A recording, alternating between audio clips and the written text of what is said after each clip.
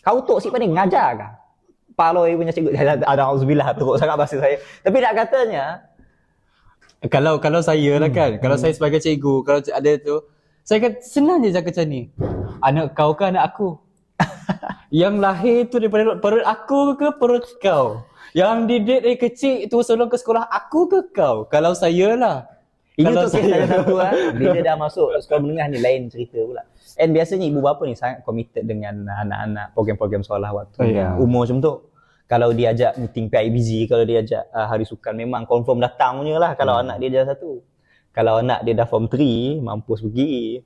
Dah tak ingat lah. Tapi kita harap ibu bapa berikan perhatian anda sampailah mereka-mereka ini habis graduate dan sebagainya. It's a very big, dia gesture yang kecil tapi sangat bermakna very powerful. menghadiri hari sukan anak-anak walaupun dah